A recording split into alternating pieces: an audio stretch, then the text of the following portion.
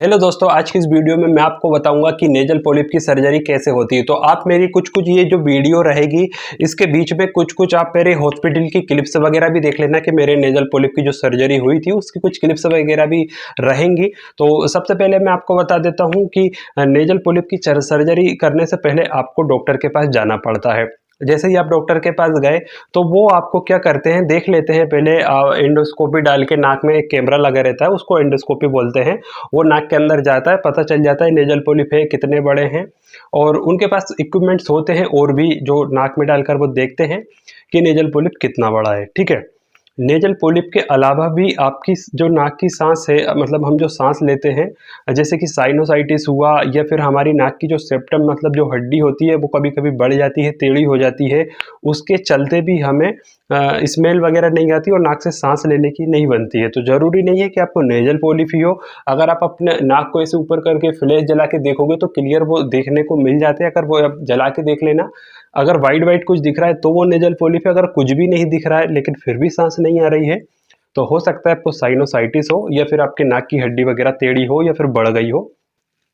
ठीक है, तो वो प्रॉब्लम भी हो सकती है। तो वो तो जब आप डॉक्टर के पास जाओगे जब आपको पता चल ही जाएगा। लेकिन अगर किसी को नेजल पॉलिप है तो उसकी सर्जरी कैसी होती है वो मैं इस वीडियो में आपको बता देता हूँ। तो पहले डॉक्टर के पास हम जाते हैं, वो 7 से लेकर 14 दिन की गोली दवाई हमको लिखते हैं। कुछ टेबलेट्स रहती है, कुछ स्प्रे रहते हैं। वो 7 से 14 दिन, मतलब जिस दिन जाओगे उस दिन से लेकर 7 या फिर 14 दिन तक वो यूज़ करना रहता है। उससे क्या होता है, हमारी सांस अच्छे से निकलने लगती है। और अगर नेजल पॉलिप थोड़े छोटे हो तो स्मेल भी आने लगती है, कभी कभी स्मेल नहीं आती है, बस सांस ही लेने को बनती है। तो वो तो अलग अलग केस पे डिपेंड करता है। ठीक है, तो उसके बाद नेजल पॉलिप छोटे हो जाते हैं, सांस लेने की बनती है, फिर डायरेक्ट आपको एडमिट कर लिया जाता है। एडमिट के बाद क्या होता है, एडमिट करने के बाद जो है आपका सर्जरी की जाती है। मतलब एडमिट करने से 2-3 दिन पहले आपके टेस्ट होते हैं। तो मेरे लगभग 8 से 10 टेस्ट हुए। तो कौन कौन से टेस्ट इसमें होते हैं वो बताने से पहले खर्चा बता देता हूँ कि देखिए, अगर आपका आयुष्मान कार्ड है तो आप उससे किसी भी प्राइवेट हॉस्पिटल में करवा सकते हैं। अगर वहाँ पे ईएनटी स्पेशलिस्ट है और नेजल पॉलिप, साइनोसाइटिस या फिर ईएनटी की सर्जरी वगैरह की जाती है तो आप किसी भी प्राइवेट हॉस्पिटल में करवा सकते हैं। मैंने जो है अपना चिरायू हॉस्पिटल में करवाया था, जो भोपाल रोड पे, इंदौर भोपाल रोड पे है, Chirayu medical college and hospital. ठीक है, और वहाँ पे मैं एडमिट हुआ था, लेकिन मेरा घर पास में ही है तो मैं साइन करके 1 हफ्ते तक जाता रहा। मतलब मैं डेली घर आ जाता था। वहाँ पे मैंने परमिशन ले रखी थी। तो वहाँ से परमिशन लेने, मतलब डॉक्टर से भी पूछा, सबसे पूछने के बाद ही वो मेरे को अलाउ करते थे कि हम हमारी जिम्मेदारी पे डेली घर जा रहे हैं। लेकिन सर्जरी के 3 दिन पहले उनने मुझको नहीं जाने दिया। ठीक है, तो वो मेरे केस में है, ज़रूरी नहीं कि वो आपको भी अलाउ करूँ। आप अगर दूर हुए तो आपको अलाउ नहीं करेंगे और आपके केस को भी देखेंगे। ठीक है, बट उनको ऐसा लगा कि इनको चले जाना देना चाहिए। और मेरे को हॉस्पिटल में इतने अच्छे से नींद भी नहीं आती, इसलिए मैंने उनको बता रखा था। ठीक है, तो अब मैं आपको बता देता हूँ जब सर्जरी से पहले कौन कौन से टेस्ट होते हैं। तो एक एक्सरे होगा, एक आपके जो फेस की सीटी स्कैन होती है, नाक की और चेस्ट की भी ले सकते हैं वो। ठीक है, इसकी सीटी स्कैन होती है। पीटी-एनआर करके कुछ एक टेस्ट होता है, पीटी-एनआर ऐसे करके। उससे ये पता चलता है कि जो हमारी सर्जरी हुई है उससे कितना, मतलब होगी, उसमें हमको कितना ब्लड निकलेगा। तो मेरा 19.21 आया था, जबकि आना चाहिए 15 पॉइंट, तो वो 4 पॉइंट ज़्यादा था। तो इसके बाद क्या हुआ अभी आगे बताऊंगा। ठीक है, यूरिन टेस्ट होता है, एचआईवी टेस्ट होता है, एक्सरे होता है और ब्लड टेस्ट होते हैं। तो ये सब कुछ नॉर्मल आना चाहिए। अगर कुछ गड़बड़ आ जाता है तो सर्जरी में प्रॉब्लम हो सकती है। अगर कुछ ज़्यादा ही गड़बड़ आए तो फिर वो डॉक्टर ही बताते हैं कि सर्जरी करना है कि नहीं करना है। ठीक है, तो ये हो गया, इतने टेस्ट होते हैं। अब बात करते हैं सर्जरी के दिन क्या होता है, फिर सर्जरी के बाद की बात करेंगे, कारण की बात करेंगे, और भी हम उस सर्जरी के बाद क्या ध्यान रखना उस पर भी बात करेंगे। तो बात करते हैं सर्जरी की। तो सर्जरी के 1 दिन पहले आपको एक एनेस्थीसिया टेस्ट करवाया जाता है, जिसमें कि आपको बहुत सारी आपकी हिस्ट्री पूछी जाती है। आप क्या मतलब दारू सिगरेट वगैरह कुछ पीते हो, नहीं पीते हो, कभी एक्सीडेंट वगैरह, बहुत सारी चीज़ें पूछी जाती है। वो टेस्ट होने के बाद सर्जरी के लिए आपको लेके जाते हैं। आधे 1 घंटे आपको एक रूम में रखा जाता है। वहाँ पे फिर आपको कॉस्ट्यूम दे दिए जाते हैं। फिर वो कॉस्ट्यूम पहनने के बाद सर्जरी का जो मतलब मेन रूम रहता है उसमें आपको ले जाए रहता है। वहाँ पे 3-4 लोग रहते हैं भैया, वो आपके हाथ में कुछ में बोतल वगैरह लगाते हैं, इंजेक्शन लगाते हैं, थोड़ी बहुत आपसे बातचीत करते हैं। उसके बाद अचानक से बेहोश कर दिया जाता है आपको। आपको जब बताया नहीं जाता है कि हम आपको बेहोश कर रहे हैं, डायरेक्ट बस कर दिया जाता है। और इतने खतरनाक हम बेहोश होते हैं। जब मेरी सर्जरी हो रही थी तो मैं बेहोश जब हुआ था जब मैं बेहोश हुआ था तब मेरे को ऐसा, मतलब बेहोश होकर जब मेरे को होश आ रहा था तब मेरे को ऐसा लग रहा था कि अब मैं बेहोश होऊंगा या फिर अब मुझे नींद आएगी और फिर मेरी सर्जरी होगी। बट धीरे धीरे जब मेरी आँख खुल रही मेरे को ऐसा लग रहा अभी तो मैं, मतलब नींद मुझे आएगी। बट तब पता चल रहा था कि भैया सर्जरी तो हो ही चुकी है। नाक पे फिर मैंने देखा कि मतलब पट्टी जो है लग चुकी है, मतलब पता चल गया भैया कि अब सर्जरी, मतलब मैंने अपने रिलेटिव से पूछा तो ये मैंने बोले सर्जरी हो गई, तो उन्होंने वाला हो ही गई। तो धीरे धीरे एनेस्थीसिया का जो असर है, जनरल एनेस्थीसिया दे के ऑपरेशन करते हैं, बेहोशी का जो इंजेक्शन होता है वो जब ख़त्म, उसका असर कम होने लगता है तो वो धीरे धीरे धीरे हम होश में आने लगते हैं, ठीक है। और यहाँ पर एक बात बता दूँ, मोस्ट इंपॉर्टेंट बात है, इसको ध्यान से सुन लेना।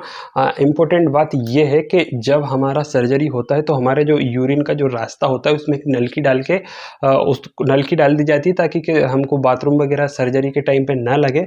और वो नलकी जब रात को हमने हमारी सर्जरी के बाद निकलती है तो काफ़ी इरिटेशन होता है और ऐसा लगता है कि बाथरूम आ रही है आ रही है। जब बाथरूम में जाओगे तो बाथरूम होती नहीं है, एक एक बूंद भी नहीं टपकती है। ये प्रॉब्लम मुझे हुआ है तो इसलिए मैं आपको बता रहा हूँ, एक बार डॉक्टर से ये पूछ लेना कि ऐसा होगा तो मुझे, मतलब आप उस रात में कम से कम 70 बार बाथरूम गया होऊंगा। उसके बाद जब वो नॉर्मल भी हुआ ना तो 5 मिनट लग रहे थे मुझे बाथरूम करने में, और खड़े होकर तो बाथरूम आ ही नहीं रही थी, बैठ के करना पड़ रहा था। मतलब जितनी करूँगा उतनी होती ही जाएगी होती ही जाएगी। मजबूरी में फिर उठ के जाओ बेड पे, फिर 10 मिनट बाद फिर आओ। मतलब उस रात नींद तो आई नहीं, सर्जरी वाली रात की बता रहा हूँ, ठीक है। उस रात बिल्कुल नींद नहीं आई, मुश्किल से 1 घंटे सुबह सुबह हल्की सी लगी होगी और फिर बाथरूम। तो ये प्रॉब्लम 2 से 3 दिन चलती है, लेकिन एक ही दिन तक प्रॉब्लम झेलना पड़ता है, दूसरे दिन से ये थोड़ी नॉर्मल हो जाती है, तो सो सकोगे आप, ठीक है। बार बार नहीं लगती है और बाथरूम धीरे धीरे हो जाती है। लेकिन मैं आपको बताना चाहूँ, आप अपने डॉक्टर से इसके बारे में पूछ लेना, नहीं तो एक रात मैं नहीं चाहता हूँ कि जैसे मैं परेशान हुआ हूँ वैसे आप भी हो। तो यहाँ तक मैंने आपको बता दिया, सर्जरी आपकी कर दी जाती है और आपकी नाक को पूरा पैक कर दिया जाता है, ठीक है। आपने अभी मेरी वीडियोज़ के कुछ क्लिप्स में देखा होगा, नाक को पूरा पैक कर दिया जाता है, सिर्फ मुँह से ही सांस लेना रहता है 2 दिन। लेकिन अब मैं आपको बता दूँ, मैंने शुरू में आपको बताया था कि मेरा एक PTNR करके टेस्ट हुआ था जो 19 पॉइंट आया था, आना था 15 पॉइंट के आसपास। तो इसमें मेरे को ब्लडिंग जो हुई वो थोड़ी ज़्यादा हुई थी, इसलिए मेरा जो नोज पैकेजिंग है वो 2 दिन की जगह 3 दिन उन्होंने रखा, ठीक है। तो 3 दिन तक मैं हॉस्पिटल में ही रहा। सर्जरी हुई उसके 3 दिन तक मेरे को हॉस्पिटल में रखा। उसके बाद तीसरे दिन जो है पैकिंग निकाल दी गई है। 48 की जगह 72 घंटे रखी, उसको पैकिंग निकाली। उसके बाद मेरे को डिस्चार्ज कर दिया गया है। सर्जरी के बाद कौन सी मेडिसिन आपको देते हैं और ठीक है क्या क्या देते हैं वो मैं आपको बता देता हूँ। तो देखो, सर्जरी के बाद जो है हमको एंटीबायोटिक्स, एक दर्द की गोली दी, एक एंटी इन्फ्लामेटरी और दर्द की प्लस उसी में रहता है, एक एंटीबायोटिक्स दी, एक मल्टीविटामिन्स दी, एक गैस की गोली दी और एक मैं आप अपनी स्क्रीन पर देख लीजिए, एक ये बोतल और ये एक पैकेट रहता है। ये 20 पैकेट थे, ठीक है, 20 पैकेट हैं ये।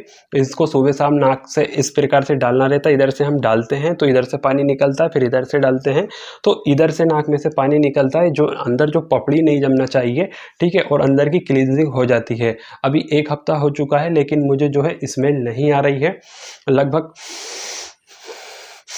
देखो सांस मैं आपको लेके बता रहा हूँ, तो सांस क्लियर आ रही है, बट अभी भी दर्द रहता है। अभी भी जो नाक है वो नॉर्मल नहीं हुई है। इसको नॉर्मल होने में 1 से 2 महीना लगता है। कई लोग बोलेंगे 1 हफ्ते में ठीक हो जाती है, बट ऐसा नहीं रहता, सबका अलग अलग केस रहता है।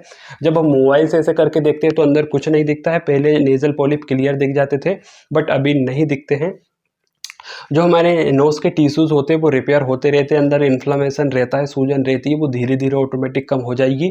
और 10 से 12 दिन के बाद आपको फॉलोअप पे बुलाएंगे। अभी मेरे को बुलाया है 22 अक्टूबर को मेरा सर्जरी हुआ था, फिर मेरे को 4 नवंबर को फॉलोअप के लिए बुलाया है, ठीक है। अब खर्चे की बात कर लेते हैं तो भैया आयुष्मान कार्ड से हो जाता है। खर्चे में बस आपका ये रहेगा कि शुरू में दिख जाओगे तो पैसे देकर मेडिसिन खरीदना पड़ेगी।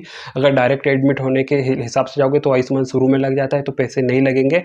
खर्चे में बस जहाँ जब आप एडमिट रहोगे तो आपके खाना पीना, आपके साथ जो उसका खर्चा, ठीक है, आपका खर्चा, आपका किराया वगैरह, यही खर्च लगता है। इसके अलावा ये आप मान लीजिए 2 से 3 हज़ार, अगर आप दूर से आ रहे हो तो मैक्सिमम 4 से 5 हज़ार रुपये में सब कुछ हो जाता है। खर्चा ज़्यादा नहीं है, बस आने जाने का और थोड़ा बहुत मेडिसिन। ये जो नाक का इन्होंने साफ करने का दिया है 500 रुपये का दिया था, शुरू में 800 रुपये की मेडिसिन दी थी, ठीक है, जब दिखाने गया था। तो इस प्रकार से इतना खर्चा होता है। खर्चा कुछ नहीं होता मेरे हिसाब से ज़्यादा, बट ध्यान ये देना है, एक अच्छे हॉस्पिटल में जाना है जहाँ का ENT स्पेशलिस्ट वगैरह हो। ENT मतलब डिपार्टमेंट ही वहाँ पे होना चाहिए और अच्छे डॉक्टर होना चाहिए, उस हॉस्पिटल में जाओ। अब बात कर लेते हैं कारण, और फिर बात करते हैं कि जब सर्जरी हो जाए उसके बाद बचना कैसे चाहिए। तो देखो, डॉक्टर ने मुझे ये सजेस्ट करा सर्जरी के बाद कि कोई भी ठंडी चीज़ें नहीं खाना है मुझको। उन्होंने तो ये बोला है कि कुछ दिन तक मत खाओ, और अब मैं कारण बता देता हूँ। देखो, जब मैं मेरी लाइफ में बहुत ज़्यादा फिजिकल एक्टिवेट था, रोज़ डेली हर कभी बाज़ार जा रहे हैं, दिन में 2-4 बार जा रहे हैं, मतलब जिम कर रहे हैं, बहुत सारी चीज़ें जब मैं बहुत ज़्यादा एक्टिव था अपनी लाइफ में, तब तक कभी भी मैंने ये प्रॉब्लम नहीं देखी थी। जैसे ही मैं अपना यूट्यूब करियर में आया और मतलब वर्क फ्रॉम होम पर आया और फिजिकल एक्टिविटी थोड़ी मेरी कम हो गई, जिसके कारण अचानक से ये देखने को मिला। जिसमें रूम में मैं रहता था, मैं अकेला ही रहता था, उस रूम में काफ़ी धूल डस्ट वगैरह आ जाती थी। तो क्या उसके कारण भी हो सकता है? तो देखो, मतलब डस्ट वगैरह में मैं रहता ही हूँ, तो मतलब मेरे घर के आसपास, मतलब घर से बाहर निकलो तो तुम्हें पता ही है कितनी डस्ट रहती है, तो कभी भी मुझे छींक नहीं आती है। जब तक मुझे सर्दी होगी नहीं तब तक मुझे छींक आएंगी नहीं। तो एलर्जी के चांस मुझे हो सकता है ना हो। मुझे जो है, मतलब मैंने अपनी लाइफ में इतना इतना बेड फूड खाया है, जैसे chips, Kurkure, junk food, oily food, सब कुछ इतना टेस्ट लिया है 25 साल तक कि मैं आपको बता नहीं सकता हूँ। तो क्या वो एक कारण हो सकता है, या फिर फिजिकल इनएक्टिविटी एक कारण हो सकता है? तो हो सकता है इनका कंबाइन सब कुछ मिला के ये बन गया हो। साइंस के पास कुछ, इसके साइंस कुछ कारण बताता है कि एक साइनोसाइटिस, क्रोनिक इन्फ्लेमेशन, या फिर सिम्टम टेढ़ा, ऐसा कर करके ये बन जाता है अस्थमा वगैरह। लेकिन साइंस को खुद को इसका भी मेन कारण नहीं पता है, और ये मैं अपने मुंह से नहीं बोल रहा हूँ, आप इंटरनेट पे भी सर्च कर लेना। डॉक्टर ने भी मुझे बताया था कि इसका जो मेन कारण है वो अभी तक पता नहीं चला है। तो इसकी वजह से इसका एक ये प्रॉब्लम रहती है कि ये दोबारा आ सकता है। तो मैं आपको बताऊं, दोबारा आने से रोकने का सिंपल तरीका ये है कि अगर आपको एलर्जी वगैरह के टेस्ट करवाना, उन्होंने मेरा करा नहीं था इसलिए बता रहा हूँ, मैं प्राइवेट करवाऊंगा एलर्जी टेस्ट। तो आपका भी नहीं करे तो आप प्राइवेट थोड़े पैसे देके 1000-2000 रुपये में हो जाता है, एलर्जी टेस्ट करवाना है। जिस चीज़ से एलर्जी निकलती है, अगर निकलती है तो उस चीज़ को बंद कर दोगे तो आपका रिस्क, मतलब दोबारा होने का रिस्क कम हो जाएगा। अगर डेली आपका बाहर आना जाना है तो 2-4 रुमाल ले लो मार्केट से अच्छे, या फिर मास्क से ले लो, वो लगा के जाना है, लगा के आना है। जितना धूल से, अगर धूल वगैरह से एलर्जी निकलती है तो जितना डस्ट वगैरह से बच के रहोगे, अगर नहीं भी निकलती है फिर भी डस्ट से बच के इसलिए रहना है कि फ्यूचर में ना हो जाए डस्ट से एलर्जी, ठीक है। तो डस्ट वगैरह से बचना है, ये ना, और अच्छा डाइट लेना है। अच्छे डाइट में आपको ये करना है कि जो हम बहुत ज़्यादा ऑयली फूड, जंक फूड, बहुत ज़्यादा चाय पी रहे हैं, शक्कर वाली चीज़ें खा रहे हैं, इसको एकदम जीरो कर दो या फिर एकदम कम कर दो। मेरे हिसाब से तो जो चाहते हैं कि इनको दोबारा ना हो, तो जीरो करने से तो देखो कोई मतलब नहीं है। लाइफ में 1-2 घंटे बढ़िया मस्त जिम करो, एक्टिवेट रहो, फिजिकल 2-3 घंटे एक्टिवेट रहो। एक्टिवेट रहोगे तो बॉडी में जो इन्फ्लेमेशन बढ़ता है वो कंट्रोल में रहता है, और अच्छा डाइट लेना है। ये सब मेन जो चीज़ें हैं ये करना है। देखो, सिंपल समझ लो, धूल मिट्टी से बचना है, एलर्जी अगर है तो उससे बचना है, ठीक है। अच्छी डाइट लेना है और अच्छा एक्सरसाइज करना है, अच्छी लाइफस्टाइल जीना है, तो ये दोबारा नहीं होगा, ठीक है। उन लोगों को ही दोबारा होता है जो अच्छी लाइफस्टाइल वगैरह नहीं जीते, पता चले नाक में उंगली डाल रहे हैं, सर्दी हो रही है तो इलाज ही नहीं करवा रहे हैं, छींक रहे हैं तो फिर छींक ही रहे हैं। तो ऐसे ऐसे ये दोबारा होने के चांस हो जाते हैं। अभी तो मेरे को एलर्जी लगता नहीं कि मेरे को, मतलब होने को तो देखो भगवान ही जाने दोबारा होगा नहीं होगा, बट हो सकता है, एक रिस्क हमेशा ये रहता है। तो इस प्रकार था मेरा एक्सपीरियंस, बहुत अच्छा है। मैंने काफ़ी बड़ी वीडियो बनाया है, बहुत मेहनत से बनाया है। अगर आप लोग इस पे मतलब लाइक वगैरह करो, शेयर वगैरह करो, सब्सक्राइब वगैरह करो। कुछ पूछना है तो कमेंट करके पूछ लेना। फ्यूचर में अगर दोबारा होता है तो उस पर भी वीडियो बनाऊंगा, सब कुछ करूंगा आप लोगों के लिए। बस आपको सब्सक्राइब करना है, सपोर्ट करना है, क्योंकि सोशल मीडिया पे चूतिया ज़्यादा बनाए जा रहे हैं। मैंने ऐसा देखा है कि बाबा लोग 2-2 लाख रुपये लेके कथा कर रहे हैं और 2-2 लाख रुपये का बैग लेके घूम रहे हैं, लग्जरी 1-1 करोड़ रुपये की कार लेके घूम रहे हैं। तो आपको वो चूतिया बना रहे हैं।